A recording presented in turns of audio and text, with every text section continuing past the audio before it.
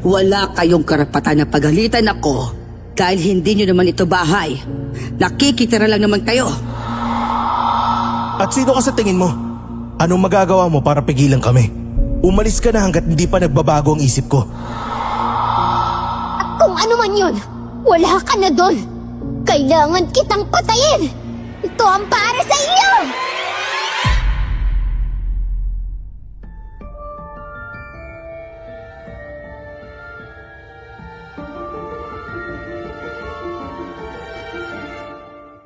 Bata pa lang, sanay na ako sa mga gawaing bahay.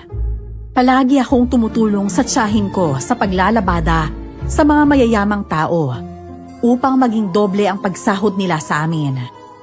Hanggang sa namatay si Tia Amel. Kaya ako ang pumalit bilang tagalinis sa bahay na mag-asawang mayaman sa aming baryo. Ngunit sa kasamaang palad, ang mag-asawa ay namatay dahil sa hindi pangkaraniwang sakit. Magandang araw po sa inyo, Miss Esperanza. Lalo-lalo na sa inyong solid na mga listeners. Ako nga po pala si Angeli.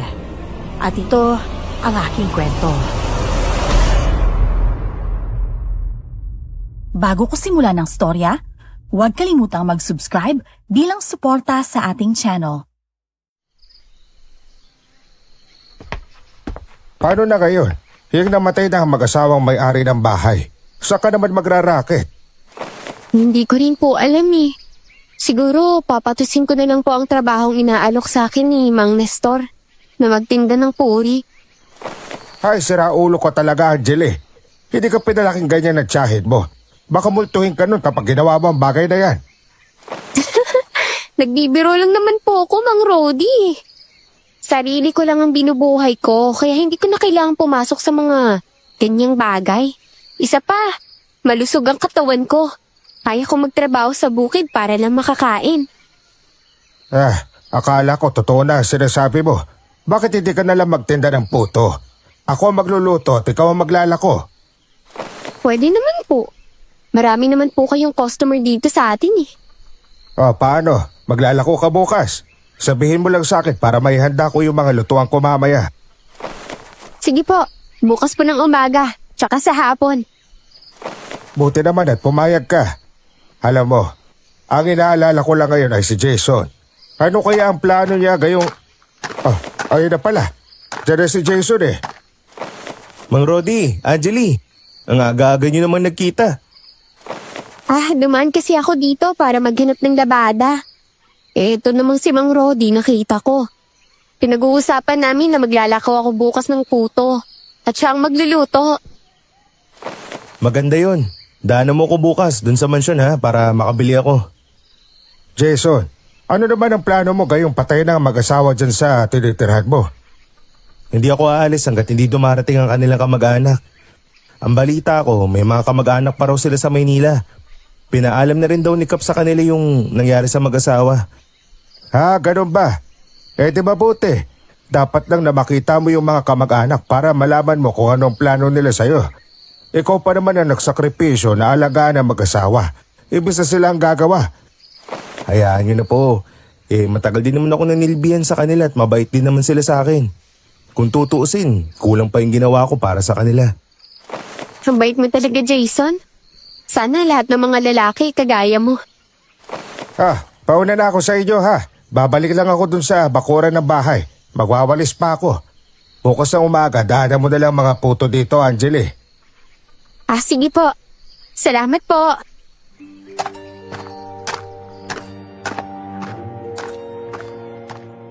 Si Mang Rody ay may 2 taon nang nakalipat sa aming baryo. Simula nang dumating siya, nagtitinda na siya ng puto. Ngunit bigla rin siyang nagkasakit dahil sa katandaan at hindi na kayang maglakad ng matagal. Si Jason naman ay kasama ko noon sa mansyon. Mabait at masipag na katiwala na mag-asawa. Siya rin ang nag-alaga sa kanila na magkasakit sila.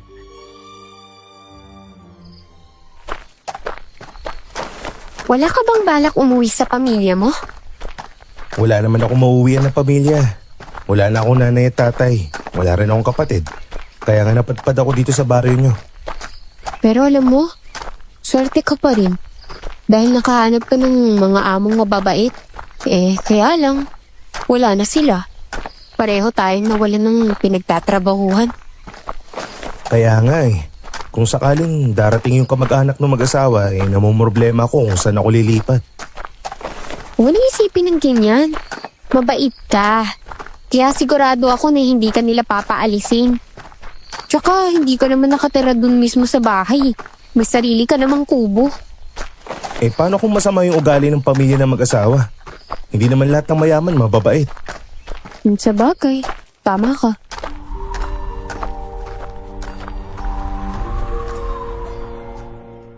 Habang nag-uusap kami, may boses na biglang bumulong sa akin. Tinakpan ko ang tenga ko. Hindi ko mawari kung ano ang sinasabi. Umihip ang malakas na hangin. At halos mabingi ako nang pati hangin ay tila bumubulong. Simula nang mamatay si Tia, madalas na akong makarinig ng kakaibang mga bagay na hindi ko maintindihan kung bakit nangyayari.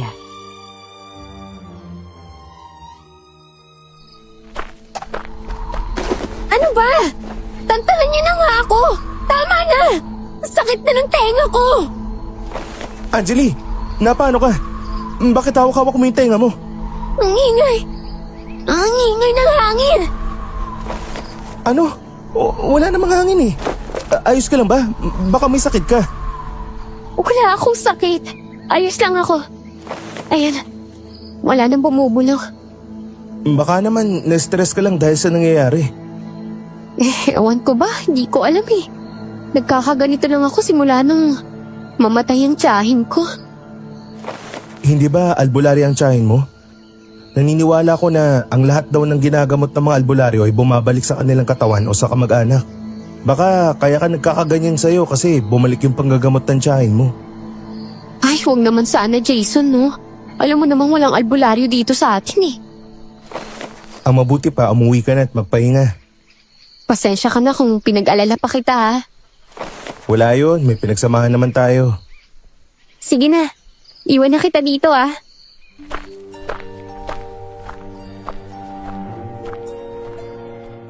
Pagsapit ng umaga, dumaan ako sa bahay ni Mang Rodi para kunin ang mga puto. Marami siyang naluto, kaya agad ko yung nilako. Sa 10 plastic na dala ko, isa na lang ang natira nang madaanan ko ang mansyon. Nagulat ako, may sasakyan na sa loob.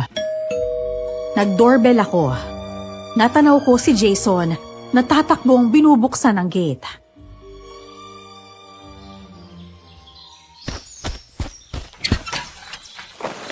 Bakit ngayon ka lang dumaan? Alam mo bang may bisita? Dumating na yung kamag-anak ng mag-asawa. Talaga? Ano namang sabi sa'yo? Hindi pa kami gaano nag-usap dahil pagod sila sa biyahe. Kumakain ata sila ngayon Pasok ka na, papakilala kita. Ngayon na mismo? Naku, nakakahiya naman. Huwag ka maya. Bibiling ko na lang yung isang plastic ng puto mo.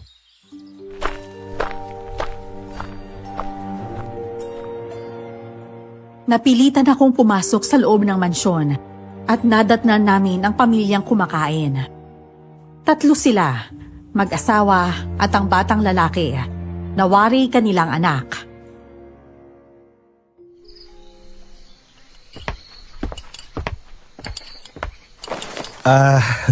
Kuya Emilio, Ate Anding, siya nga pala si Anjali.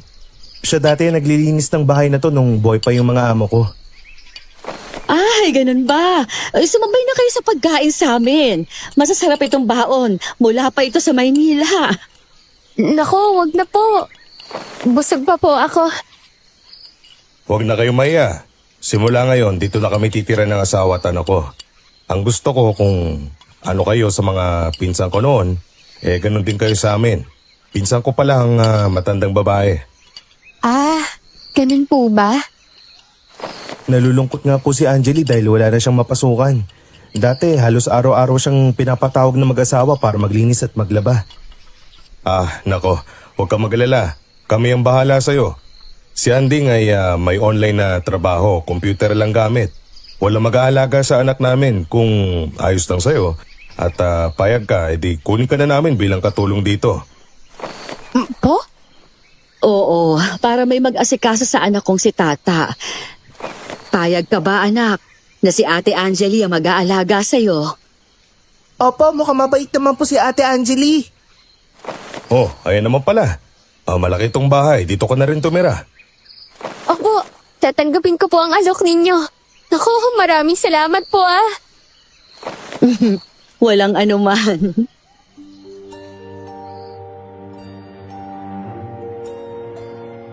Masaya akong tumingin kay Jason.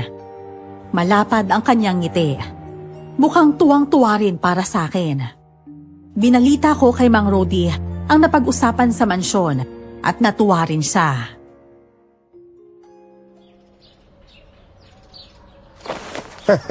Ay naman pala eh. Mabait rin naman pala sila. Kaya nga po eh. Mang Rody, eto na po pala yung benta ng puto kanina. Hati na lang tayo dito. Paalala ko lang sa'yo ha. Angeli, kahit sino pwedeng maging mabait. Kilalanin niyo sila ng maayos. Opo, alam ko naman po yun. Mabuti. Kahit papano, hindi ka na namomroblema kung saan ka maghahanap ng trabaho sa hirap ng buhay ngayon eh. Bukas na po ng umaga, lilipat dun sa kanila eh. Baka paminsan-minsan na lang po tayo magkikita niyan. At bakit naman? Igala mo ang anak nila para magkaroon ng mga kaibigan dito. Para na rin makita ng bata ang kabuuan nitong baryo. Sige po, ipapaalam ko po sa magulang niya kung papayag po sila.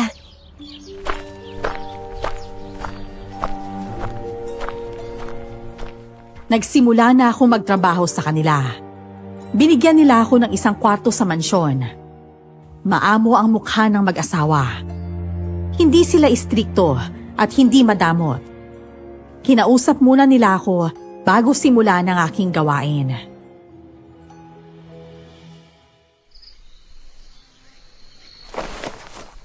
Angeli, alam ko na isa ka sa pinagkakatiwalaan ng pinsan ko noon pero ayaw ko nang pakikialam sa mga gamit naming mag-asawa.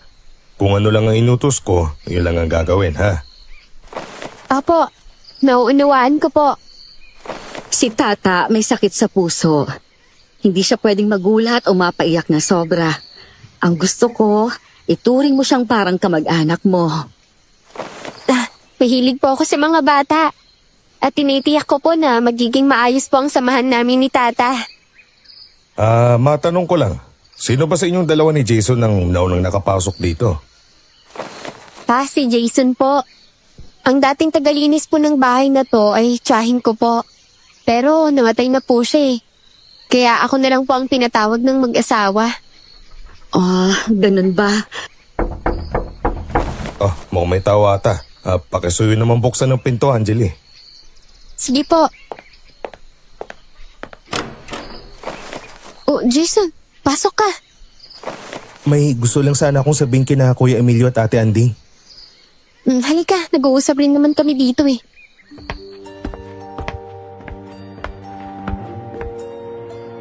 Nang makapasok si Jason sa kwartong pinag-uusapan namin, ngumiti sa kanya ang mag-asawa. Nakita kong nahihiya pa si Jason habang nakatingin sa kanila.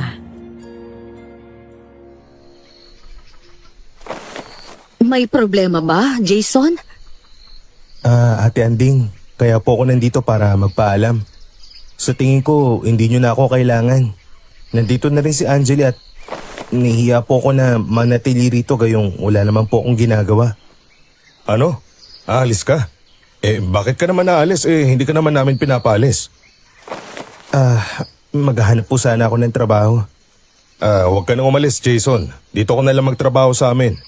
Maraming gawain dyan sa garden. Walang ibang mag-aayos ng mga bulaklak kundi ikaw. Ang trabaho lang kasi ni Angeli ay magluto at tingnan si Tata. Ikaw na yung bahala sa labas ng bahay. Oo nga naman. Mahihiya naman kami na paalisin ka. May sarili ka namang kubo at doon ka na nakatira. Iniisip ko po kasi na magiging pabigat ako sa inyo. Dagdag palamunin pa ako.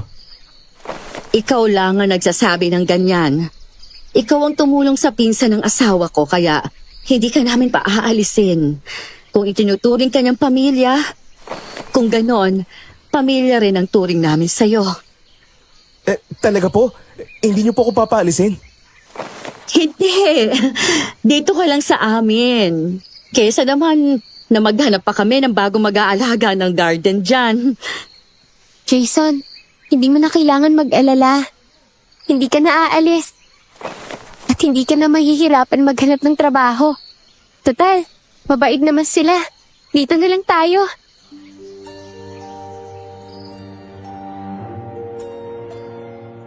Lumipas sa mga araw na pagtatrabaho ko sa mag-asawa.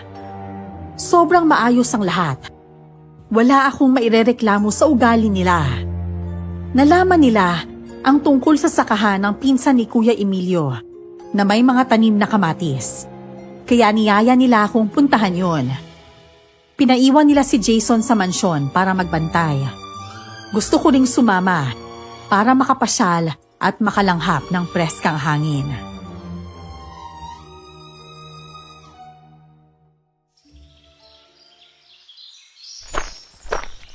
Malawak ang taniman ng kamatis ng mag-asawang to. Sa katunayan, hindi lang kamatis ang tanim nila dito, may mga gulay pa.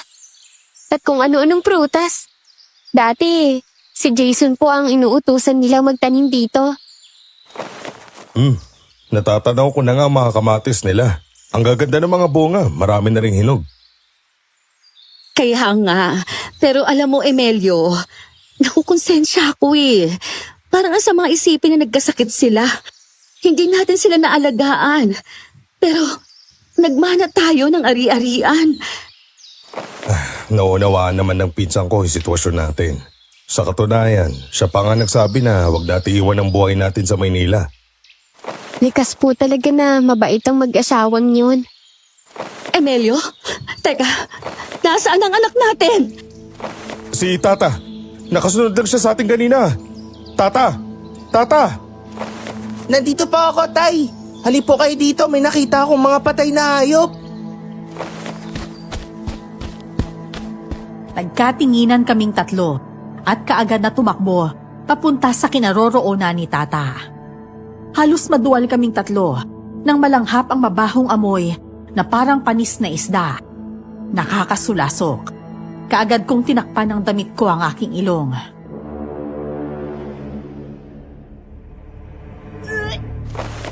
Oo, Tata. Lumayo ka dyan. Hindi mo pwedeng langhapin ang amoy ng mga namatay na hayop na yan. Maaari kang magkasakit. Halika dito, anak. Ay, Diyos ko. Hindi lang ata iisang hayop ang namatay dito. Tingnan niyo. Napakaraming butong kumakalat. Hindi lang buto ng hayop ang nakikita ko. Parang may buto ng tao na nakahalo. Sino kayang may gawa nito? Ayun pa ang manok at aso. Sa nakikita ko, mukhang isang gabi pa lang silang pinatay. Nasira rin ang ibang kamatis sa bahaging to ah. Ire-report natin to sa barangay. Baka mapagbintangan tayo sa mga nawawalang hayop dito sa baryo. Oo nga. Tara, bumalik na lang tayo. Biglang nag-ibang pakiramdam ko. Para akong nahihilo. Dali-dali kaming umuwi sa mansyon ng mga oras na yon. Pagdating namin, hindi namin inaasahang may madadatnan kaming isang matandang babae. Tila may hinahanap sa bahay. Kaya inakala ni Kuya Emilio na magnanakaw ang matanda. Sino ka? At paano ka nakapasok sa bahay na to? Nasaan na ba si Jason? Binili ko sa kanya na bantayan tong bahay at makapasukin ng masamang loob ah. Ano ba? Huwag mong hawakan ang anak ko. Lumayo ka!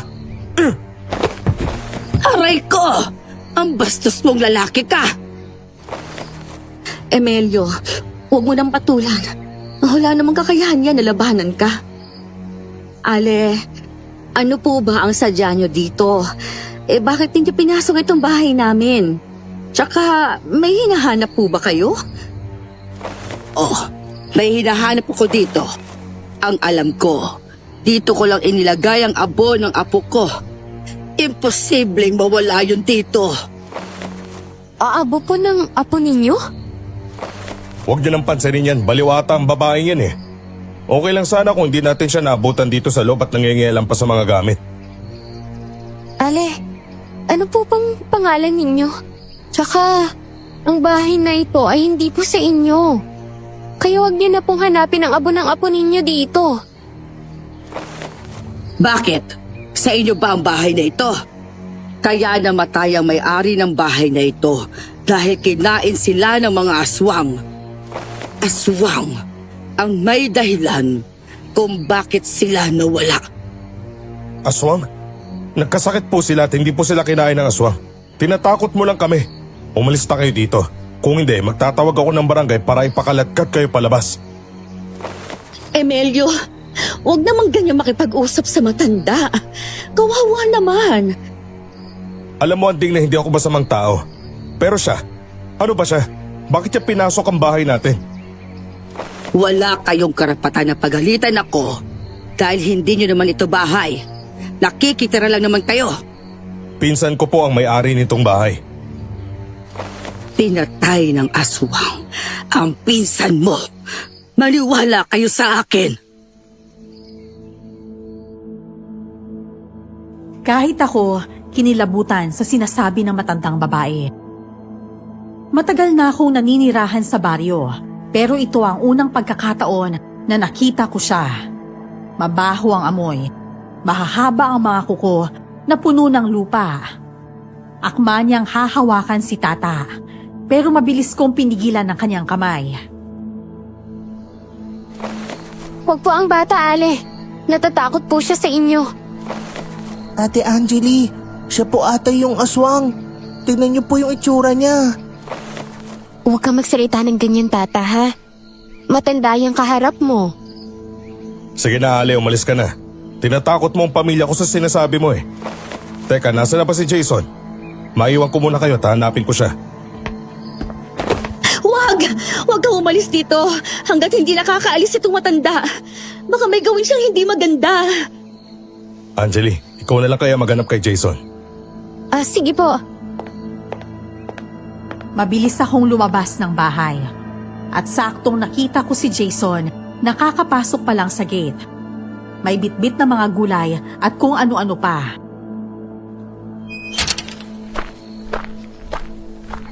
Oh, saan ka galing? Alam mo bang pinasok ang bahay, ha? May nahuli silang matandang babae doon. Ano? Matandang babae? Teka, galing kasi ako sa palengke.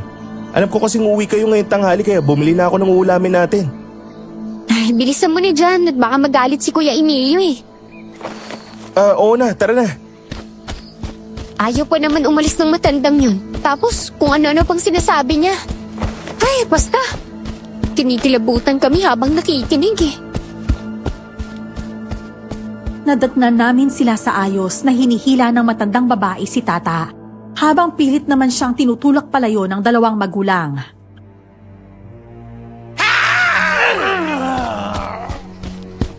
Aling Bena, anong ginagawa niyo?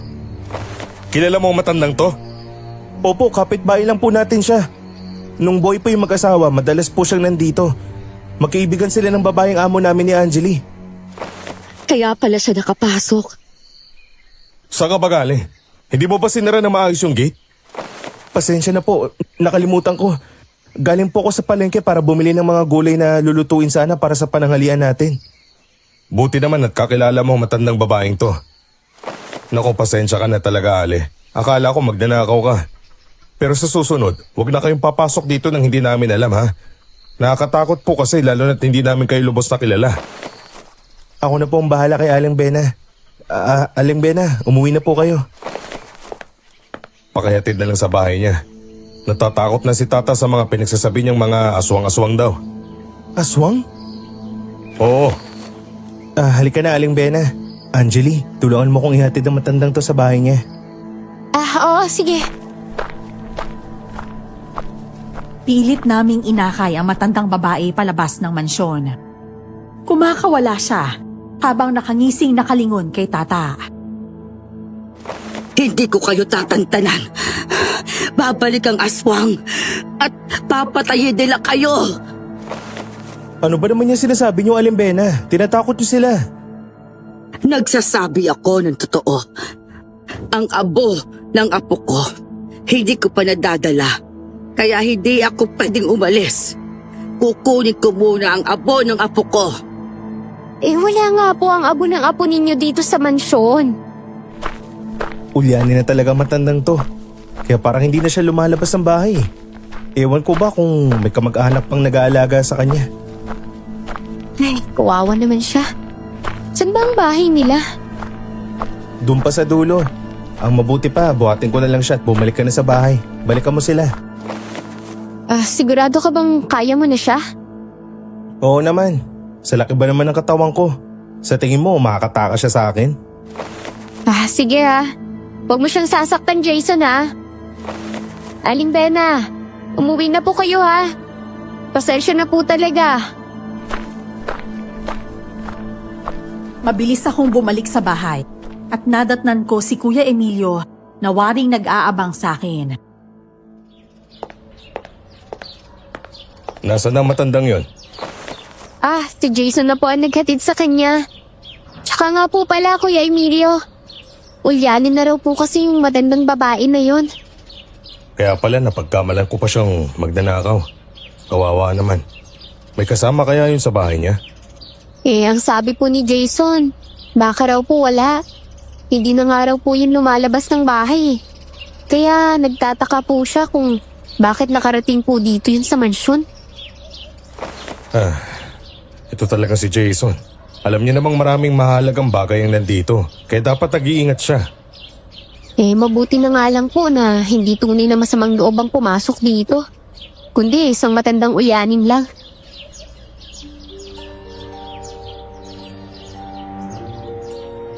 Pagkatapos ng aksidenteng makapasok sa loob ng bahay ang matandang babae, doon na rin kami sabay-sabay na nakaramdam ng kakaiba. Nasa bandang kusina ang kwarto ko at may naririnig akong malakas na kaluskos mula sa labas. Inisip ko na normal lang yon. Pero nang sumapit ang umaga, sabay naming napag-usapan ang mga pangyayari habang kumakain.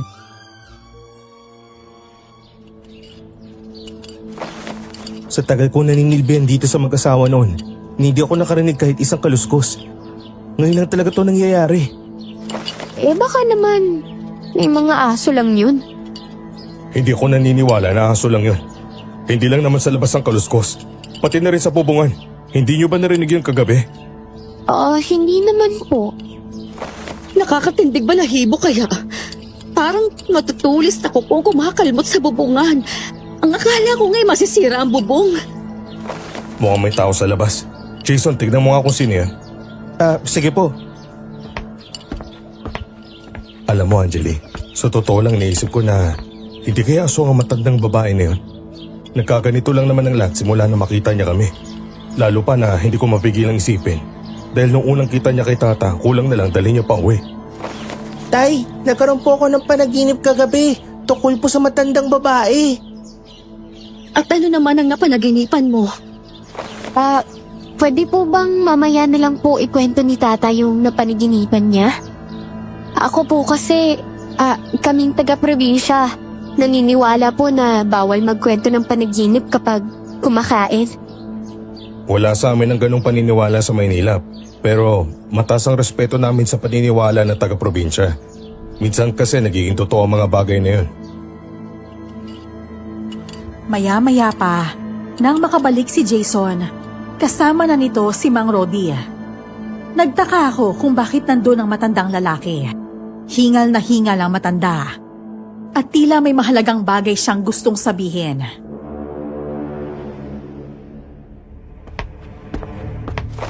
Sumama kayo sa akin. May nangyaring krimen kagabi sa baryo. May napatay na dalagang babae at lahat daw ay iimbestigahan, sabi ni Kapitan. Ano po? Namatay na dalagang babae? Ano naman ang nangyari sa kanya? Baka ginahasa ng mga adik lang yun. Hindi. Hindi lang siya basta ginahasa. Nakita ko na parang winakwak ng husto ang tiyan at tip-tip niya. Nawawala rin ang kanyang mga laman loob. Ay, sus Mariosep! Ang mabuti pa, ako na lang pupunta doon. Magpaiwan ka na lang dito, Anding. Pwede po ba akong sumama sa inyo? Oo, sige. Ikaw ang bahala. Jason, magpaiwan ka na lang dito.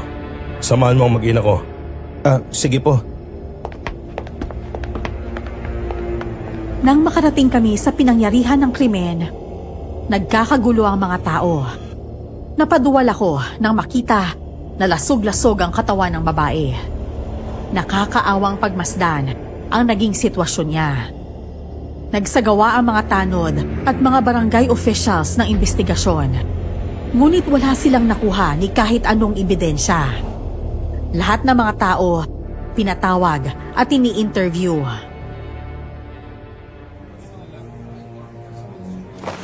Angeli, wala ka bang napapansin sa kakaibang kilos ng mga amo mo? Wala naman po. Bakit po ba, Mang Rodi?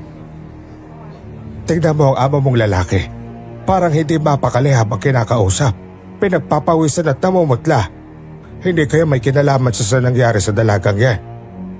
Huwag naman po kayong magbintang. Mamaya po may makarinig sa atin . Hindi naman po yan umaalis ng bahay. Naisip ko lang kasi na nagkaganito lang naman ang lahat simula nang dumating sila. Marami nga mga kwento kanina na baka raw aswang ang may gawa nitong krimen. Aswang po? Oo, kasi wala namang matinong tao ang gagawa niyan. Kahit adik, hindi magagawa ang bagay na yan. Isa pa, may mga kalmotang dalaga na parang galing sa mahahabang kuko. Muli kong tiningnan ang katawan ng dalaga at meron nga siyang kalmot. Nag-uwian na rin ang lahat nang matapos ang mga katanungan ni Kapitan sa bawat isa. Sa mga sumunod na gabi, nasa kusina ako habang naglilinis. Nabitawan ko ang pamunas nang may makita akong aninong dumaan at parang umakyat sa taas ng mansyon. Kaagad akong tumakbo sa taas para ipaalam sa mga amo ko. Natatakot kasi ako na baka pinasok na kami ng masasamang loob. Ate Andy! Kuya Emilio! Gumising po kayo! Bakit, Angeli? May nakita po akong anino na umakyat dito sa taas. Wala po ba kayong napansin? Oo, wala. Pero kanina may naririnig kaming boses ng matandang babae. Angeli, aswang nga ata talaga matandang yun. Naririnig niyo po ang boses ng matandang babae? Pero wala naman po akong narinig . Ang inaalala ko dito ay anak ko. Baka si tata talagang sadya niya sa bahay na to. Alam ko na may masamang nilalang na nag-aaligid sa bahay na to. Kung meron man po, kailangan po nating mag-ingat. Bantayan niyo po ng maigi si tata para wala pong masamang mangyari sa kanya. Pagkaumaga noon, maaga akong nagising para magluto na makakain ng pamilya. Tinanghali na sila ng bangon, kaya pinuntahan ko muna si Jason sa may kubo niya upang ikwento ang mga nangyari. Nakita ko naman siya sa garden habang nagdidilig ng halaman. Anino? Wala ka namang may kitang anino kung walang tao. Hindi kayo namamalik mata ka lang, Angeli. Alam mo, imposible din na multo yun ng mag-asawa. Payapa sila namatay. Alam ko yun dahil ako ang nag-alaga sa kanila. Hindi ako pwedeng magbalik mata. Hindi mo ba talaga napansin na baka may multo sa bahay na yan? Hindi. At kung meron mang multo dyan, baka umalis na ako noon pa. Si Kuya Emilio nga . Nagkikwento na may naririnig daw siyang boses ng matandang babae kahit wala naman daw to. Boses ni Aling Bena? Oo. Ewan ko nga ba kung anong nangyayari. Biglaan lang tong lahat . Hindi to nangyari kung hindi nakapasok si Aling Bena sa bahay . Alangan namang sabihin nating aswang si Aling Bena. Kaya nga . Hindi naman natin pwedeng ituro na aswang si Aling Bena. Lalo na wala tayong preba. Buti pa, pumasok na tayo sa loob ng mansyon.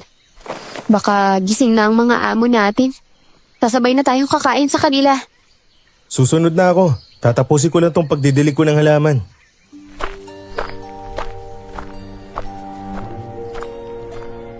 Bumalik na ako sa loob at nandun na nga ang pamilya sa harap ng mesa.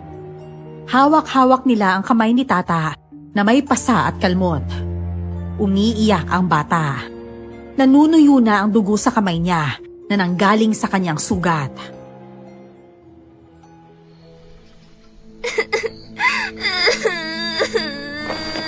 Nay, ang sakit po talaga ng sugat ko. Saan ba kasi galing ang kalmot mo, anak? 10 taon ka na kaya alam mo na ang nangyayari. Hindi ko nga po alam. Basta nagising na lang ako kanina na may kalmot na ako sa kamay.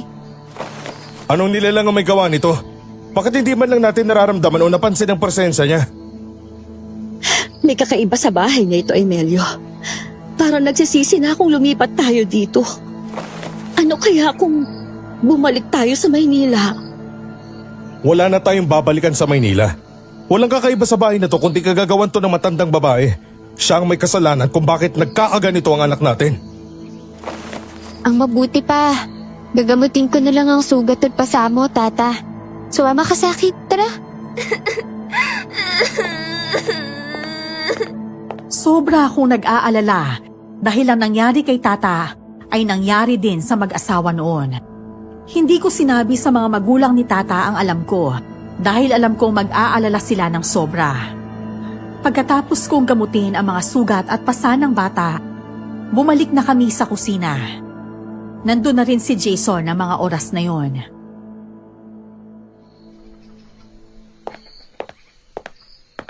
Ano nangyari kay Tata? Nagkaroon siya ng sugat at pasa. Naalala mo ba nung ganito rin na nangyari sa mag-asawa? Bago sila nagkaroon ng sakit? Malakas na talaga ang kutob ko na may kinalaman si Aling Bena sa pangyayaring to eh. Siya lang naman ang madalas na pinapapunta dito noon na mag-asawa. Sabi mo, Sasabihin ba natin sa kanila? Bakit naman kayong dalawa nagbubulong-bulungan? Wala po. Gusto yata ng nilalang na pasukin itong bahay. Kaya kung ano-ano na lang ang ginagawa niya. naisip ko nga po na baka nagpapanggap lang na ulyanin si Aling Bena para makuha ang bata. Tama ka. Sa oras na bumalik ang matandang babaeng yun dito, mananagot talaga siya sa ginawa niya sa anak ko. Anjali, pwede ba kitang makausap kahit saglit lang? Mamaya na lang tayo kakain. Oo, sige. Kuya Emilio, Ate Anding, sandali lang po ah. Doon kami nag-usap sa likod ng bahay para siguradong walang makarinig sa amin. Pareho kaming naguguluhan ni Jason sa nangyayari. Hanggang sa pinagtapat na lang niya sa akin na hindi lang pala ako ang nakakaramdam ng kaluskos. Hindi lang pala ako ang nakakita ng anino. At may naririnig rin siyang boses ni Aling Bena kada sapit ng 6:00 ng gabi.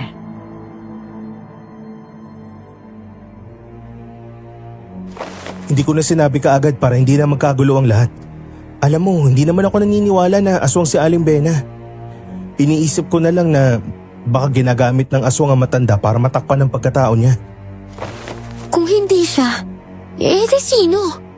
Tapos naiisip ko rin kung bakit nagkakaroon ng anino sa bahay pero wala namang tao. Yun din ang hindi ko maunawaan. Si Tata lang ata ang sadya ng halimaw na yun.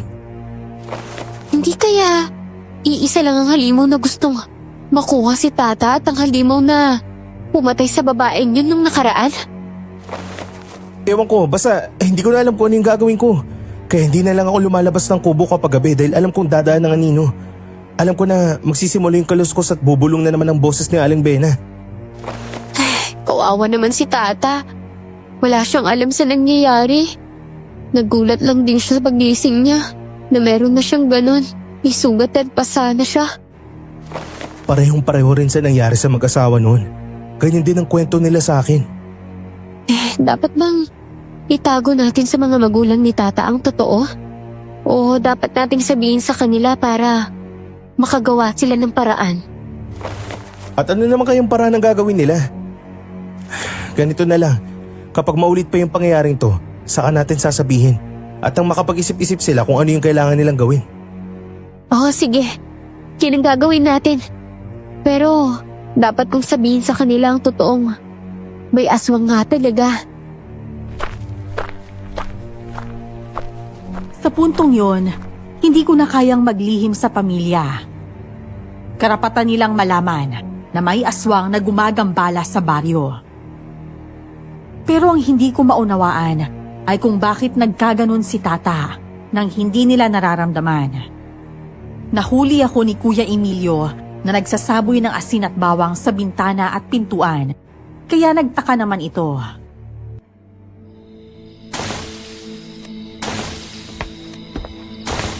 Anong ginagawa mo? Para saan yan? Para ba sa aswang?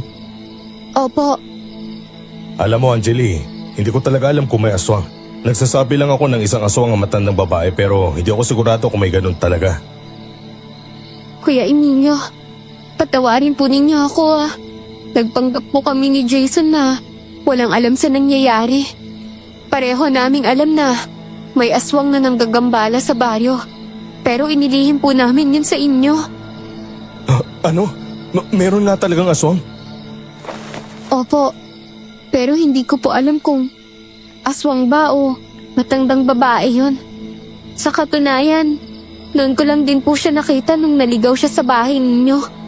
Malakas din po ang kutob ko na baka siya talaga ang aswang. Pero kutob ko lang naman po yun. Hindi po ako sigurado. Kung ganun, kailangan natin mag-ingat. Opo, ingatan niyo po ang inyong sarili, lalo na po yung anak ninyo. Hindi natin alam kung aswang po ba talagang may gawa nun kay tata o may ibang nilalang pa. Ang gusto ko lang po naprotektahan po kayo. Salamat talaga, Angeli. Si Jason po, nangako naman po sa akin na magbabantay siya sa labas. Wala na po tayong ibang maaasahan kundi si Jason na lang po. Nang dahil sa ginawa kong pagsaboy ng asin at bawang, hindi kami nakaramdam kahit ano pa man ang gabing yun. Pagkaumaga, nagyaya si Kuya Emilio na gumala sa mga kapitbahay. Una naming nakausap si Mang Rodi. Hindi ko alam kung ano ang pakay ni Kuya Emilio, pero may kutob na akong magtatanong-tanong siya.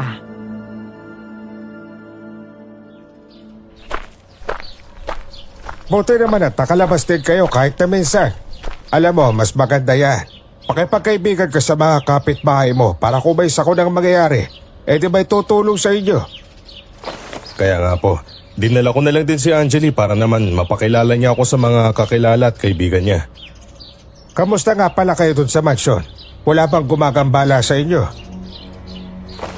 Mang Rodi, merong gumagambala sa amin. Minsan nakakarinig kami ng kaluskos at minsan po, may anino kaming naaninag kahit wala naman tao. Ha? Ano? Totoo ba yun, Angeli? Opo, sinabi ko na po sa kanila ang lahat. Karapatan po nilang malaman na may aswang na nambibiktima sa baryo. Ayoko din naman pong maging makasarili. Kagabi nagsaboy na po ako ng asin at bawang.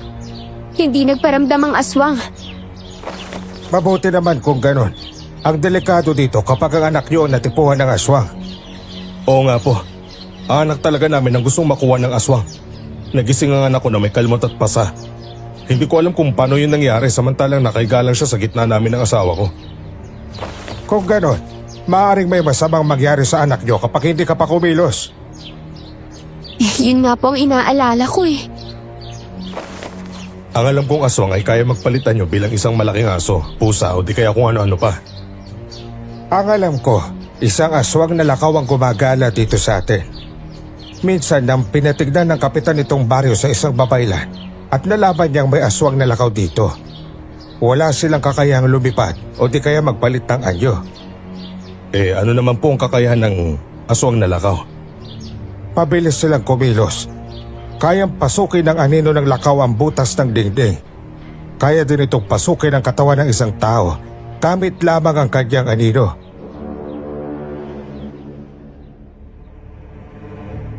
Nakita kong natakot si Kuya Emilio sa kanyang nalaman.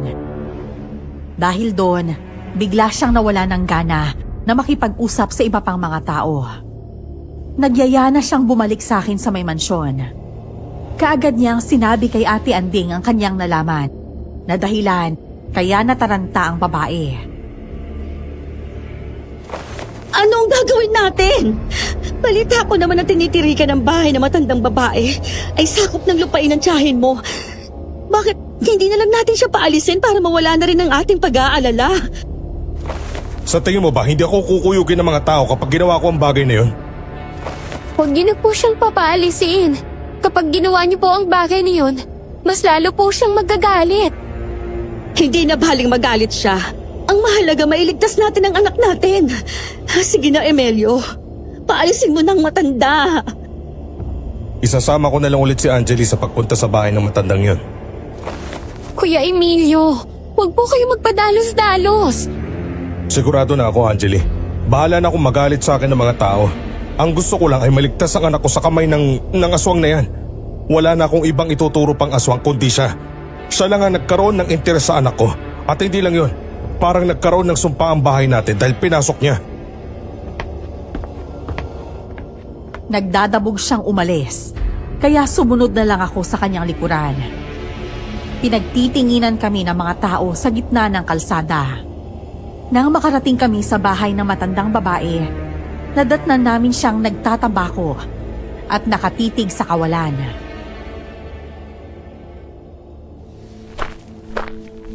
Hoy, tanda! Sino ka? Bakit ka sumisigaw dito sa bahay ko? Wala kang respeto. Huwag na huwag mo akong pagsasabihan ng ganyan. Ikaw ang may kasalanan kung bakit kami nagkaganito. Ikaw ang may masamang balak sa anak ko. Lubayan mo ang anak ko o lalayas ka dito. Ano naman ang karapatan mo upang palayasin ako, ha? Hindi mo pagmamay-ari ang lupain na ito. Ang lupang ito ay bigay ng amiga ko sa akin na pinatay ng aswang. Bakit alam mo na pinatay siya ng aswang? Wala ka na doon. Umalis ka na at ginagambala ninyo ang apo kong nagpapahinga. Apo? Oo, nagpapahinga ang apo ko kaya umalis na kayo. Sa sobrang kuryosidad ko, pinasok ko ang kanyang bahay. Nalanghap ko kaagad ang mabahong amoy. Hinanap ko ang kanyang apo, ngunit walang taong nandun sa loob. Kaagad rin akong lumabas at sinabihan ang matandang babae.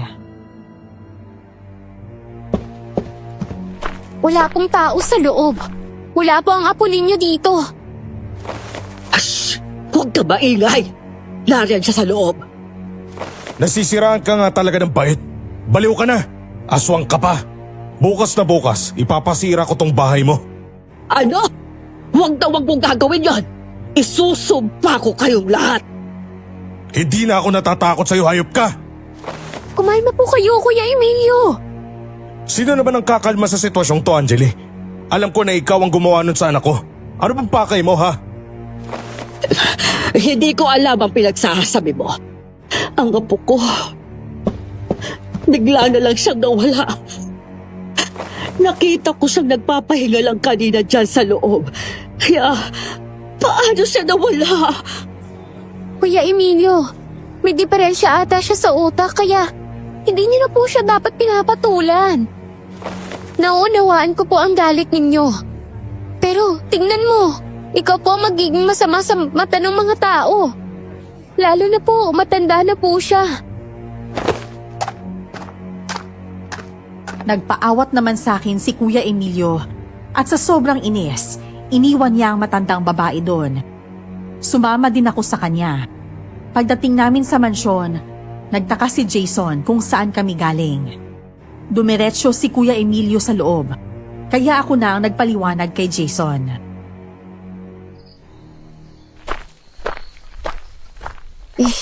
Gusto niya nga palayasin si Aling Bena. Kaya lang itong matanda, parang wala naman sa katinoan eh. Ano? Pinatuloy niyo yung matandang yun? Nako, kawawa naman si Aling Bena. Kakilala mo ba talaga ang matandang yun? Oo, kilala ko siya at alam kong hindi siya aswang. Paano mo naman mapapaniwala si Kuya Emilio na hindi siya aswang? Ang totoo niyan, kahit ako iniisip ko na aswang si Aling Bena eh. May sakit na nga ang matanda, tinatawag niyo pang aswang. Kausapin natin sina Kuya Emilio at Ate Andy. Ako nang magpapaliwanag sa kanila ng lahat. Sige.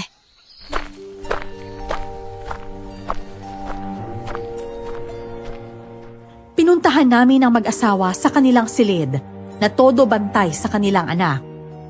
Seryoso silang kinausap ni Jason tungkol sa pagkatao ni Aling Bena. Nakikinig lamang ako dahil hindi ko naman lubusang kilala ang matandang yon.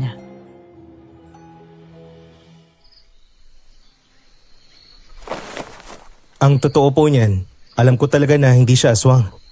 Naaawa ko kay Aling Bena. Wala ng pamilyang matandang yun. Kaya siya binigyan ng lupa na mag-asawa dahil naawa din sila dun sa matanda. Hindi pa siya baliw nun pero simula nang mawala ang kanyang apo, doon na nagsimula magbago ang mga kilos at pananalita niya. Ano bang nangyari sa apo niya?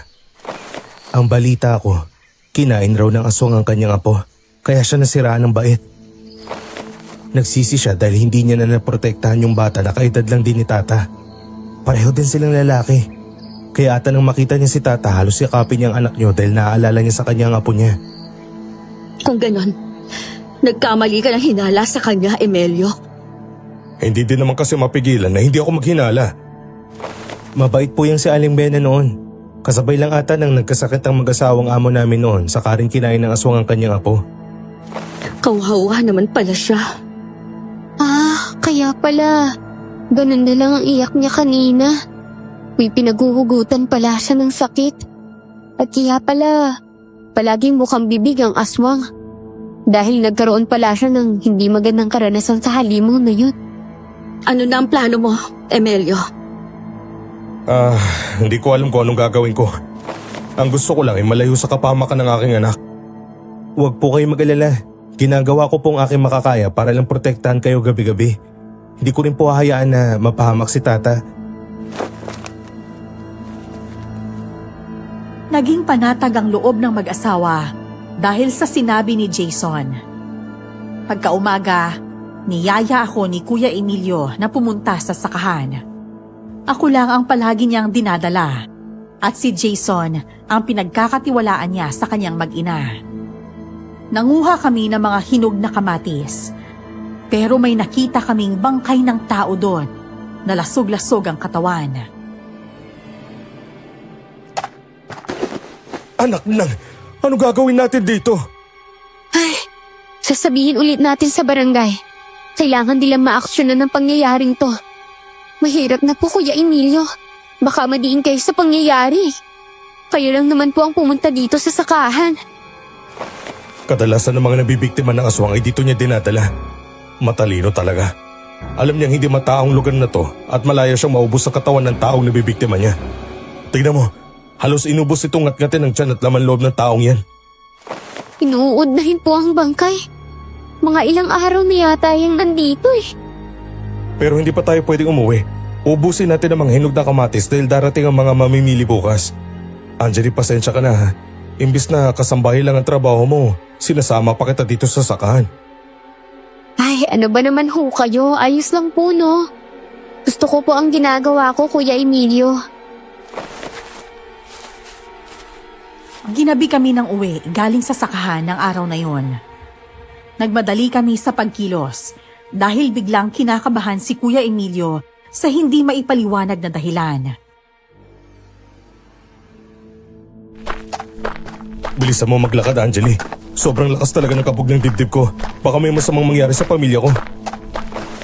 Opo, natatakot nga po ako dahil baka biglang magpakita ang aswang sa atin eh. Meron naman akong itak kaya hindi ako natatakot sa aswang niya. Sandali, Kuya Emilio. May nararamdaman po akong yapak na sumusunod sa atin. Sandali, iilawan ko ang bandang likuran natin. Biglang inilawan ni Kuya Emilio ang likuran namin at may nakita kaming halimaw. Hindi nga ako nagkamali na lumalabas talaga ito kung gabi. Dahan-dahan kong pinasok ang aking kamay sa loob ng bulsa ko kung saan may laman na asin. Nanginginig ang kamay ni Kuya Emilio habang hawak ang flashlight.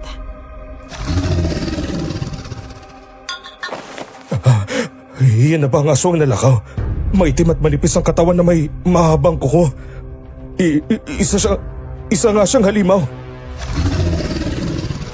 Hindi ko rin pa alam kung yan ba talaga ang halimaw. Pero, hindi naman po ko duda-duda. Yan na ata ang sinasabi nila, aswang nalakaw. Humanda ka. Mukhang gutom na ang halimaw habang nakatingin sa atin. Oo nga po eh. Naglalaway na po siya. Sa likuran ka lang, Kuya Emilio. Ako na pong bahala sa kanya. Ha? Ikaw? Mabilis na tumakbo ang aswang upang sumalakay sa akin. Dinukot ko ang asin na nasa loob ng aking bulsa at sinabo yun sa aswang. Hindi ata niya napaghandaan ang pagsaboy ko. Kaya nasapul ko ito sa mukha. Napaatras ang halimaw habang hinahaplos ang pisngi niya.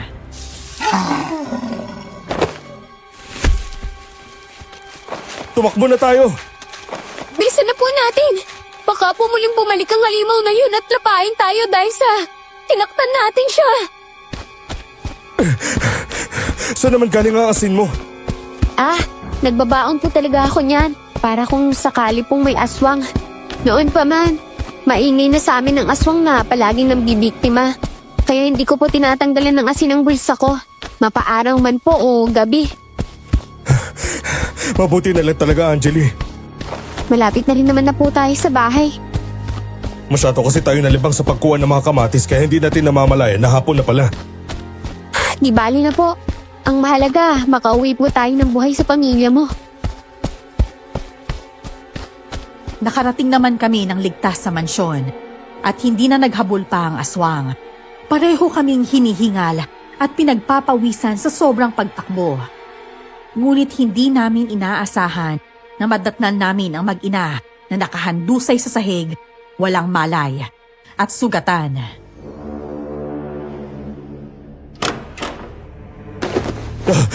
Ang mag-ina ko! Diyos ko! Ano nangyari sa kanila? Dali! Pagtulungan po natin silang buhatin at ilagay sa sopa! Gagamutin ko rin po ang mga sugat! Ako na gagamot sa kanila. Angeli, hanapin mo si Jason at tanungin mo siya kung bakit hindi niya pinotektahan ang pamilya ko. Opo, saglit lang po. Babalik po ako agad kapag nakita ko po si Jason. Oo, sige. Dali-dali akong lumabas ng mansyon para hanapin si Jason. Ngunit may nakita akong katawan na nakabulagta sa may garden. Kaagad akong lumapit. Si Jason ngayon, duguan at sugatan. Katabi ang kanyang itak. Jason! Ano nangyari sa inyo? Ang halimaw! Ang halimaw! Angeli! Mabuti pa. Aalalayan kita makapasok sa loob ng mansyon. Gagamutin na rin kita. Doon kasama nila Ate Anding at Tata. Ano bang nangyari sa kanila? Aray ko! Ang sakit talaga ng katawan ko. Ang sakit ng mga sugat ko. Ayos lang yan.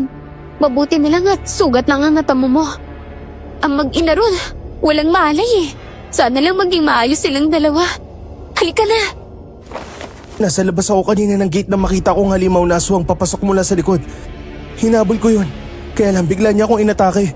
Sinubukan kong protektahan ng mag-ina pero malakas ang aswang. Huwag ka na magpaliwanag. Sapat na ang sugat mo bilang patunay na pinotektahan mo sila. Nang makita ni Kuya Emilio ang sugat ni Jason, kaagad din itong naawa. Bigla namang nagising ang mag-ina at nagsumbong na sinalakay at tinangkaan sila ng halimaw. Nagulat rin sila nang makita ang kalagayan ni Jason. Nang matapos ko siyang gamutin, nag-usap kami.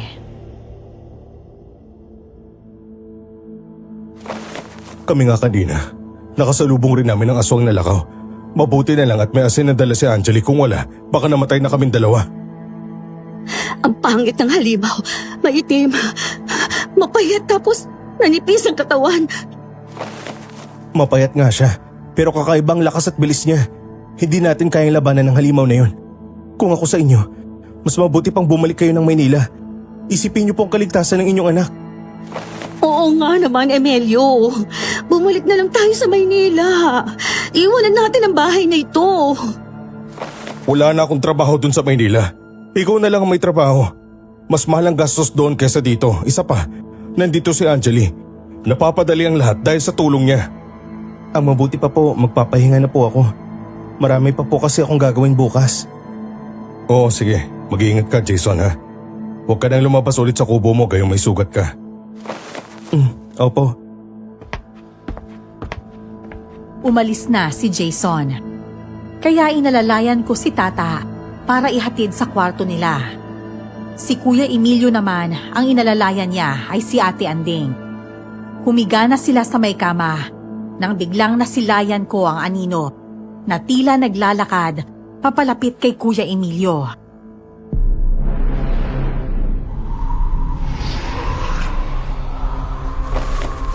Kuya Emilio, may naglalakad na anino. Papunta sa kinaroroonan mo.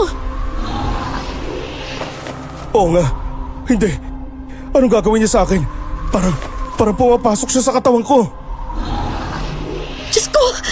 Totoo ngang sinabi ng matandang lalaki na nakakausap mo. May kakayahan nga ang anino na pasukin ang katawan ng tao. Hindi. Ading, tulungan mo ako! Angeline, gumawa ka ng paraan kung paano mo matutulungan ang Kuya Emilio mo. Sa wakas, magagamit ko na rin ang katawan ni Emilio. Humanda kayo sa aking mag-ina. Papatayin ko ang anak mo at wala kayong magagawa para pigilan ako. Hindi! Kinokontrol ng anino na yun ang katawan ni Kuya Emilio. Akin ang anak mo. Kailangan ko si Tata. Pagdalawin ang anak ko!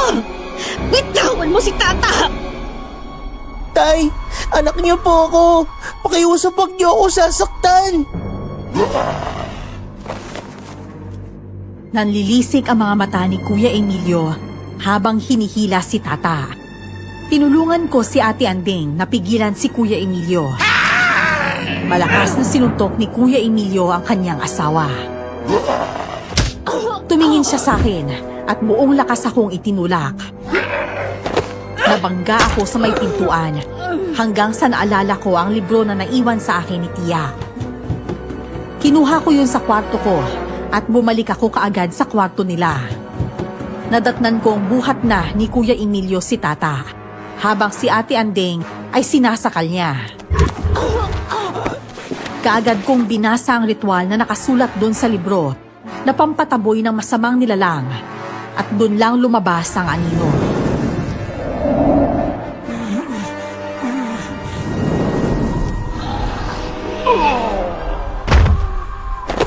Si Kuya Emilio! Hindi si tatay yon. Gusto niya akong kunin para ibigay sa kanilang Diyos. Nandito lang ako, Tata, ha? Hindi ka nila makukuha. Kung sino man ang nilalang na yon, hindi siya magtatagumpay na makuha ka at maibigay kung kanino man. Ang galing naman ng librong binabasa mo. Nailigtas mo kami ng anak ko at napaalis mo pang anino sa katawan ni Emilio. Hindi naman po akin ang libro na to. Iniwan lang po to ng tiyahin ko sa akin na isang albularya. Kahit saan man po ako magpunta, dala-dala ko po ang bagay na to. Ang sabi kasi niya sa akin, magagamit ko daw po yan pang araw-araw sa buhay. Mabuti naman at may ganyan ka. Ang sakit ng ulo ko. Ano nangyayari? Sinaniban ka ng anino at sinaktan mo kami. Mabuti na lang at nagawang itaboy ni Angeli ang anino dahil kung hindi, baka napatay mo na kami ng anak mo. Pinaliwanag namin kay Kuya Emilio ang nangyari. Ngunit biglang bumalik si Jason. Sinabi ko rin sa kanya ang lahat, pero hindi ito umimik. Ang akala ko ba nagpapahinga ka na, ha, Jason? Hindi kasi ako makatulog. Narinig ko yung sigaw niyo kanina kaya pinilit ko makabalik ulit dito sa loob ng mansyon.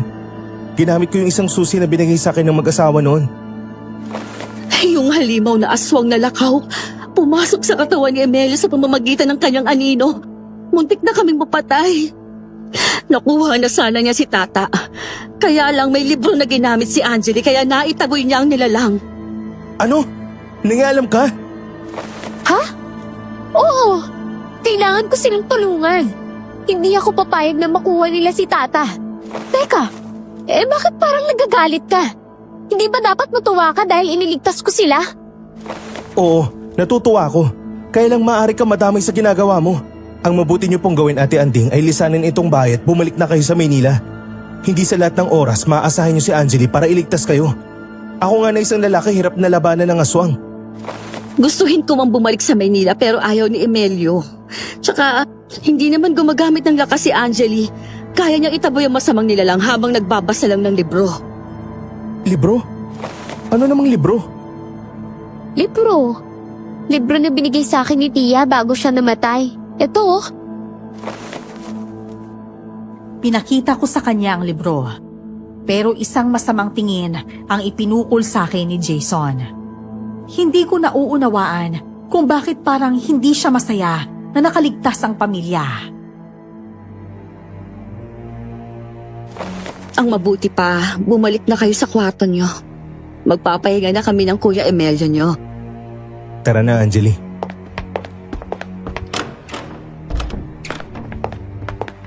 Jason, bakit parang galit ka ata? May kasalanan ba akong nagawa sa'yo, ha? Wala naman. Alam mo, mas maigi na huwag ka nalang makialam sa nangyayari. Ikakapahamak mo ang bagay na yan eh. Tsaka yung libro na iniwan ng tiya mo, mga manggagamot lang ang pwedeng humawak niyan at hindi ikaw. Kaya kasi sinusundan ng masasamang nilalang dahil dala-dala mo pala ang libro ng tiyahin mo. Teka, hindi ko gusto ang tono ng pananalita mo ah. Parang ako pang masama sa nangyayari ngayon. Di ba nga dapat maging masaya ka dahil iligtas ko sila ha? Paano naman? Masyado kang nangihimasok sa buhay nila. Hindi na rin ako natutuwa sa ginagawa mo ha.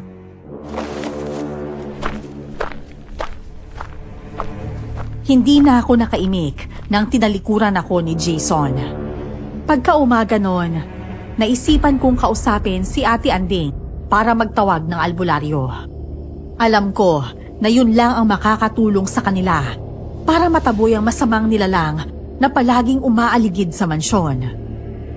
Kumpleto kaming lahat habang nakaupo sa harap ng hapagkainan.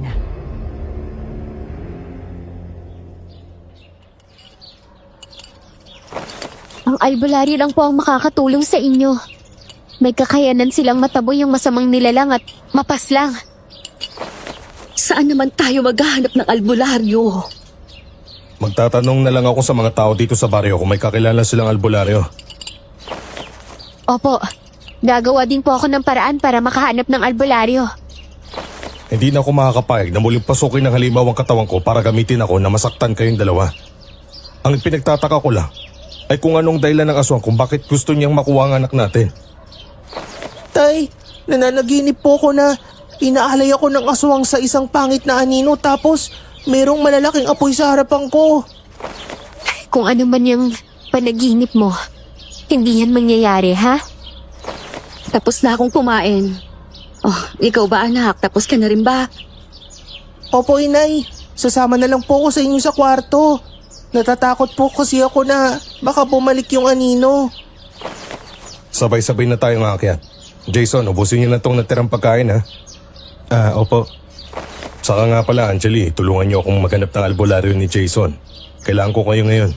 Opo.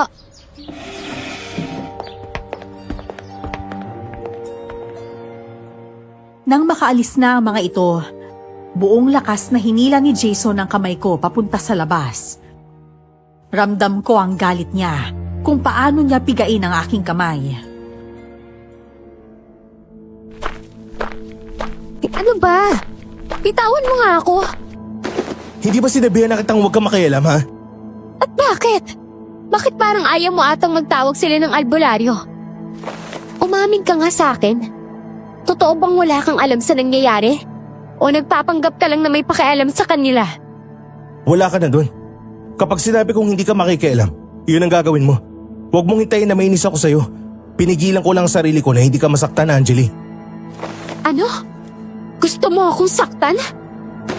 Panghuli na to ha. Kapag nangalam ka pa ulit, malalagot ka na sa akin. Naguluhan ako ng mga oras na yon. Nagkaroon ako ng hindi magandang kutob sa pinapakitang ugali ni Jason. Hindi ko alam kung dapat ko bang sabihin sa mga amo ko ang lahat o manahimik na lang. Malakas ang kutob ko na may alam talaga si Jason sa nangyayari. Pagkahapon, nasa bakuran kami ni Ate Anding. Naisip ko na dapat nilang malaman na hindi natutuwa si Jason sa lahat ng tulong ko sa kanila.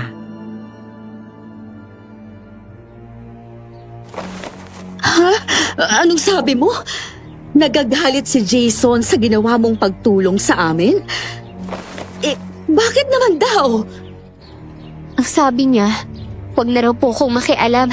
Pero, Hindi pag-aalala ang tono ng pananalita niya. Parang may tinatago po talaga siya.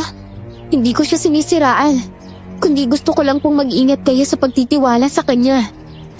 Minsan na rin siyang nagbuwis ng buhay para matulungan kami ng anak ko.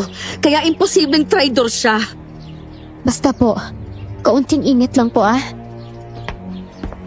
Mukhang seryoso at ang pinag-uusapan ninyo. Kailangan nyo ba ng albularya? May karanasan ako dyan. Ikaw na naman? Paano ka nakapasok dito sa bakuran namin? Nakabukas ang gate kaya nakapasok ako. Pasensya na talaga sa ginawa ko noong nakaraan. Teka, parang normal na po kayong magsalita ngayon ah. Samantalang noong nakaraan, parang nasisiraan nga po kayo ng bait eh. Kung kailangan ninyo ng tulong ko, sabihin nyo lang sa akin. Kailangan namin ng tulong ng albularya at hindi ang tulong mo. Sige na, Angeli. Magpapahinga na ako. Ay, mas lalo akong na-stress dahil sa mga nangyayari. Dahil nandito na naman si Aling Bena. Aling Bena, saan ko po matatagpuan ng albularya? Pumunta ka sa bahay o gusto mong malaman. Mahirap na, baka may makakita sa atin. Kaagad na rin siyang umalis, kaya sinundan ko naman ang matandang babae. Sumunod ako hanggang sa kanyang bahay at dun nga kami nakapag-usap ng masinsinan. Naniniwala ka ba sa sinabi ko na isa akong albularya? Hindi po. Pero tiyak ko po na may kilala po kayong albularya. Sabihin niyo na po sa akin. Saan ko po siya matatagpuan? Naawa na po talaga ako sa pamilya nila eh. Pinapasok na po ng anino ang katawan ni Kuya Emilio para lang po makuha si Tata at mapatay ang asawa niya. Isa akong albularya, Angeli. Po? Ang pakay ng aswang na lakaw ay ang batang si Tata. Gusto niyang makuha ang bata upang gamitin ito bilang bagong sisidla ng kanyang kaluluwa. Paano niyo po alam lahat ng bagay na yan? Dahil isa nga akong albularya, kilala ko ang mga aswang na nakapaligid sa atin. Si Rodi at si Jason. Nagpapanggap silang tumutulong para tuluyang makuha si Tata. Huwag nga po kayong mag-imbento ng kwento. Alam ko po na ulyanin kayo at kung ano-ano lang ang... Totoo ang sinasabi ko. Malakas din ang aking kutob na silang pumatay sa apo kong lalaki. Ginamit rin yata nilang katawan ng apo ko bilang sisidla ng kaluluwa ng lakaw. Pero mukhang hindi sila nagtagumpay. Kilala ko po si Jason. Hindi mo siya kilala. Matapos na mamatay ang apo ko, madalang na akong pumupunta sa bahay ng mag-asawa. Kada gabi na lang dahil nararamdaman ko na may tinatago si Jason. Isang gabi na dumalaw ako sa bahay ng mag-asawa ay narinig ko silang sumisigaw, humihingi ng tulong sa itaas. Tapos po, ano pong nangyari? Inuna kong tignan si Jason sa kanyang kubo pero wala siya doon. Maingat akong umakyat sa ikalawang palapag para makita kung napaano sila. Kitang-kita ko, kinakain sila ng halimaw. Nang matapos na si Jason na patayin ng dalawang matanda, nagpalit anyo siya bilang tao at doon ko siya nakilala. Nakita niya ako, kaya nagpanggap akong nasiraan ng bait simula nung gabing yun. Eh bakit hindi niyo po agad sinabi? Isa naman kayong albularya kaya malalabanan niyo po siya. Kaya nga namatay ang apo ko dahil wala na akong kakayahan na protektahan siya. Hindi ko na rin kaya gamitin ang aking pagka-albularya para lang labanan si Jason. Mahina na ako. Mahina. Kung ganon, kaya pala siya nagagalit sa akin. Dahil siya ang may gusto na mapatay ang pamilya. Hanggang sa nalaman ko, kaya niya pinatay ang mag-asawa ay para masolo niyang bahay. Inakala niyang totoong nasisiraan ako ng bait kaya buhay pa ako hanggang ngayon. Mahirap magpanggap pero pinipilit kong pangatawanan na isa kong ulyanin para mabulgar ang pagkatao niya. Kailangan tong malaman ng mag-asawa. Tama ka. Pero kahit malaman pa nila, kung walang desididong mapatay ang aswang, ay magiging wala lang din ang lahat. Ako? Gusto kong mapatay ang aswang nalakaw na yan. Kung ganon, sabi mo sa akin kung kailang kahanda. Maibibigay akong punyal sa'yo laban sa kanila ni Rodi.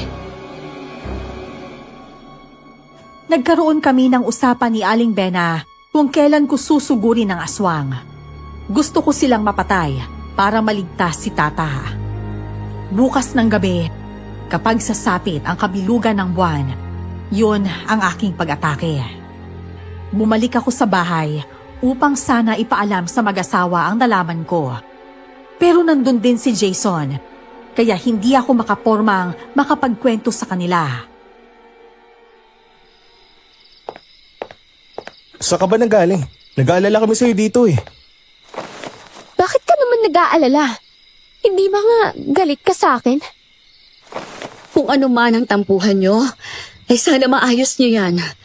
Hindi kami sanay na pagmasdan kayong nagtatalo. Ano ba kasi ang pinagbulan ng tampuhan nyo? Wala po, Ate Andy. Kami na lang ni Angeli ang mag-uusap. Oo nga po. Nakahanap ka na ba ng albularyo, Angeli? Naku, hindi po eh.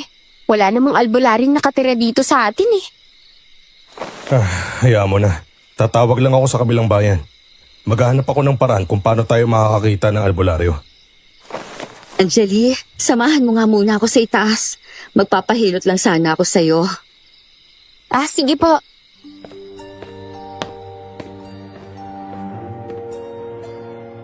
Galit ang mga mata ni Jason habang nakatitig sa akin.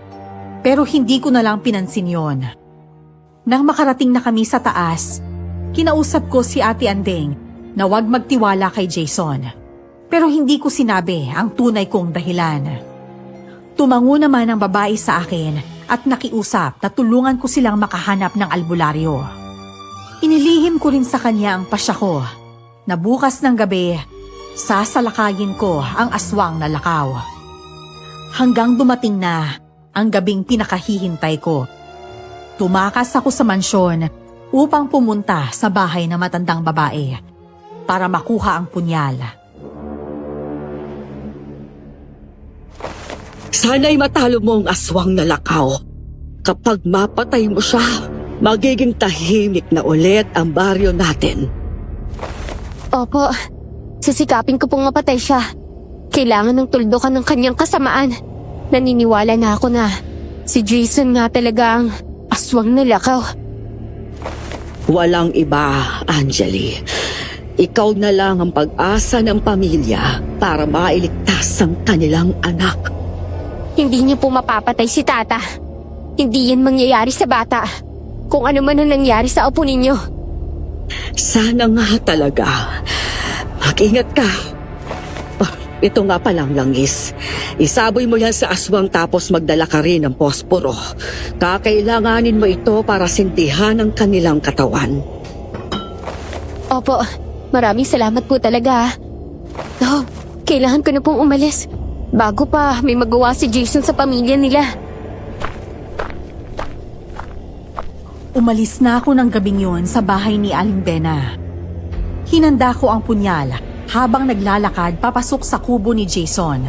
Ngunit wala na ang lalaki doon. Kaagad akong tumakbo papasok na mansyon dahil sa labis na pag-aalala. Hindi ko alam kung saan ako nakakuha ng lakas ng loob upang harapin ang aswang na lakaw. Dumiretso ako sa kwarto ng mag-asawa at nadatnan ko silang parehong sugatan at nakatali. Hinanap ko kaagad si Tata, ngunit wala na doon ang bata. Tulungan mo kami, Angeli! Nasaan po si Tata? Dinala niya ang anak ko papunta doon sa kagubatan kanina. Nasundan ko pang halimaw pero hinuli niya ako at bumalik dito. Doon sila duman sa likod ng bahay. Ang sabi niya, kapag natapos na raw ang pakay niya kay Tata, papatayin niya kami mag-asawa pati ikaw. Si Jason! Si Jason ang halimaw na yun! Papakawalan ko muna kayo dito. Hanapin ko sila doon sa kagubatan. Iligtas mo ang anak namin, Angeli! Para mo ng awa! Ililigtas ko po talaga siya.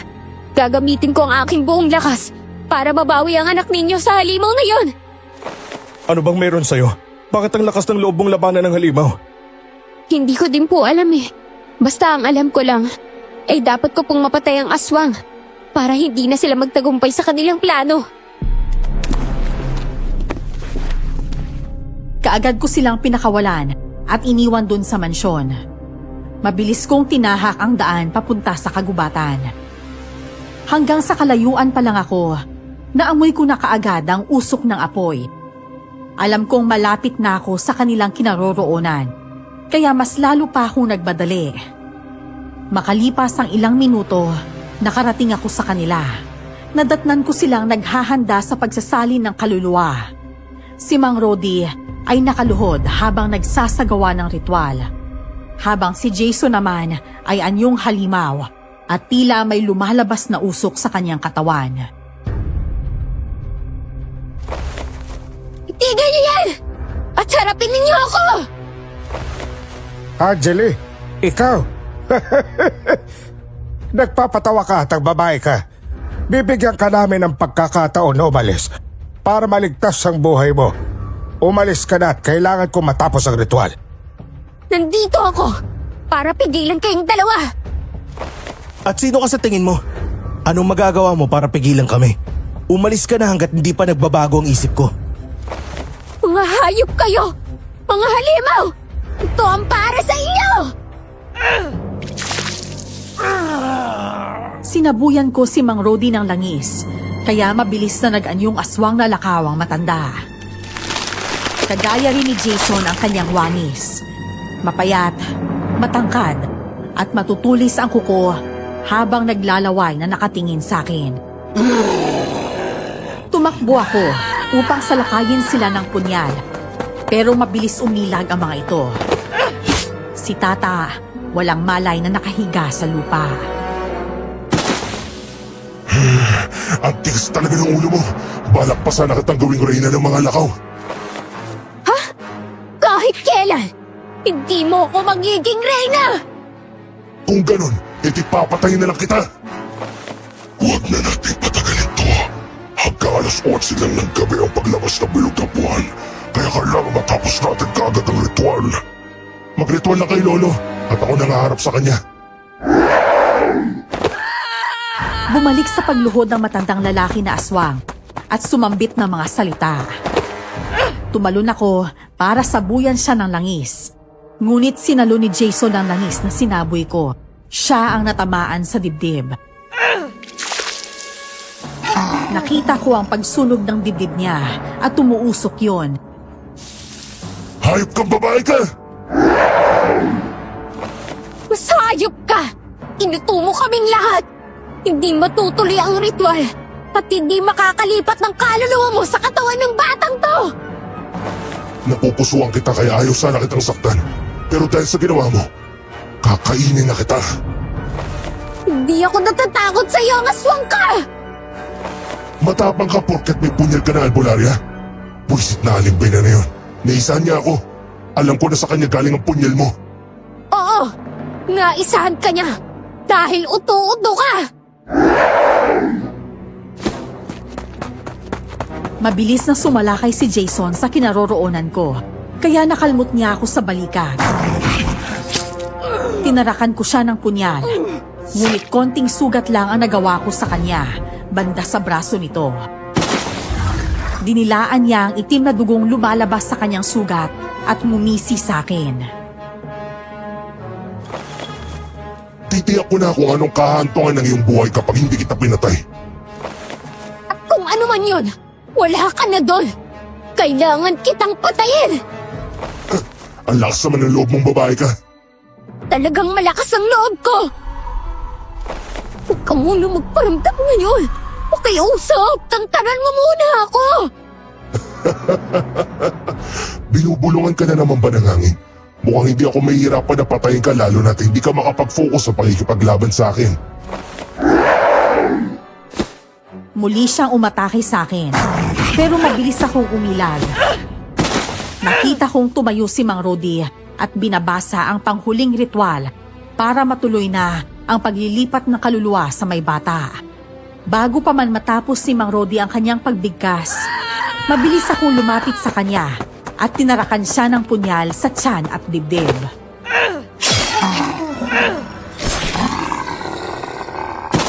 Ano ka ngayon, ha? Traidor ka! Apo mo pala ang halimaw na to! Matutuloy ang ritual at mabubuhay ako ni Jason. Yan ang akala mo! Hindi na!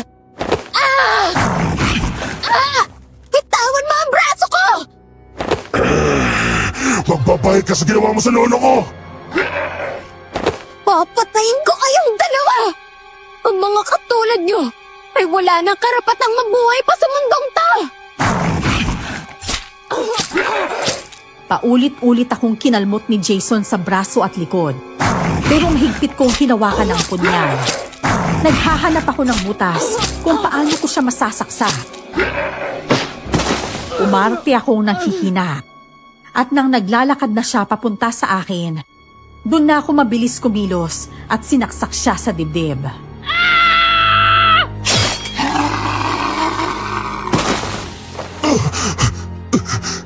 Hindi! Hindi ka kasi naniniwala na papatayin kita eh!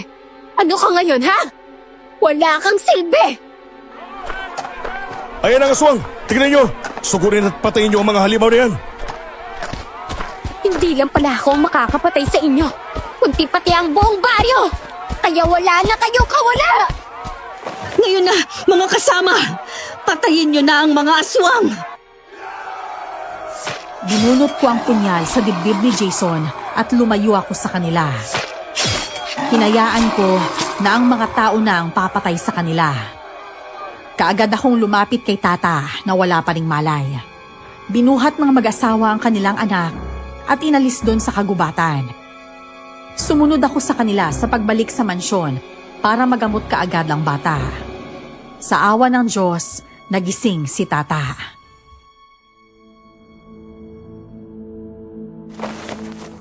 Nasaan po ako?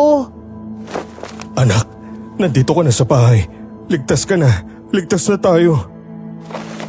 Patawarin mo kami ng tatay mo kung hindi ka namin nagawang protektahan sa aswang na yun. Nasaan po ang mga aswang? Tata, huwag mo nang alalahanin ang mga aswang, ha? Nasaksak ko na sila. At dumating ang mga taga-baryo para tumulong. Sigurado ako na patay na sila ngayon. Kung ganun, wala nang kukuha sa akin. Oo, wala na. Anjali, habang buhay ko itong tatanawin na isang malaking utang na loob. Maraming salamat sa nagawa mo para sa pamilya ko. Ako, ayos lang po yun. Sobrang nagpapasalamat ang pamilya sa akin. Sumapit ang umaga. Bumalik ako sa bahay ni Aling Bena. Naikwento niya sa akin ang nangyari kagabi sa kagubatan pagkatapos naming umalis. Siya ang nagsunog sa katawan ng mga lakaw para tuluyan na silang hindi makabalik. Muli na namang umihip ang malakas na hangin at parang may bumubulong sa akin.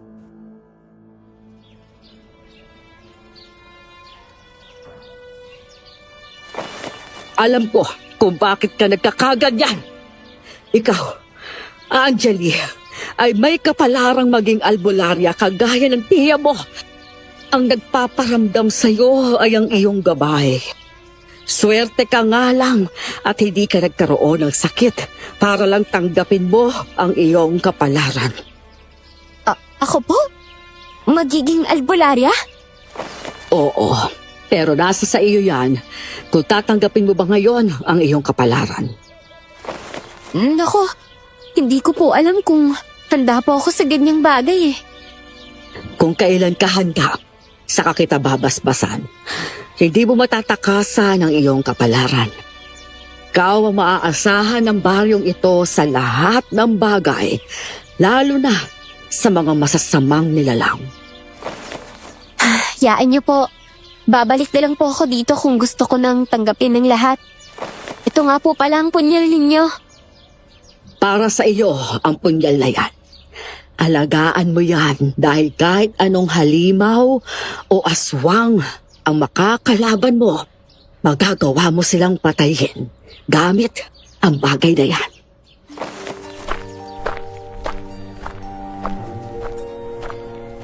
Masaya akong tinanggap ang punyal na yon.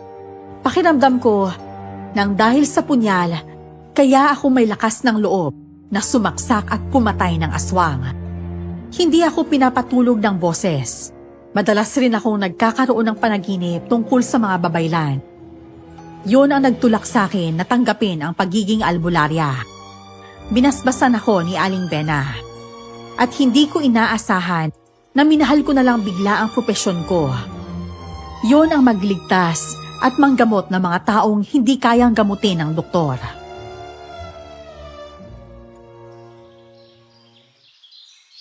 Marami atang mga tayo para magpagamot sa'yo, Angeli. Kaya nga po eh.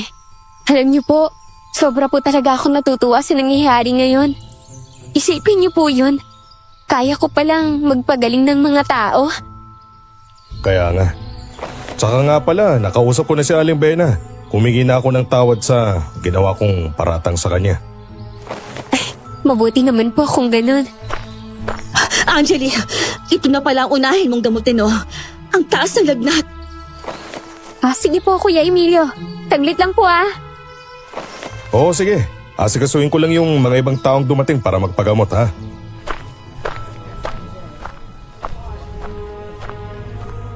Naging katuwang ko ang pamilya sa panggagamot.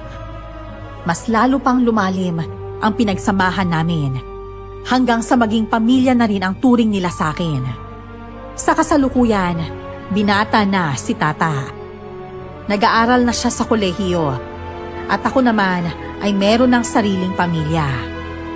Nagtutulungan at nagkakaisa kami sa baryo para sa ikauunlad ng aming lugar.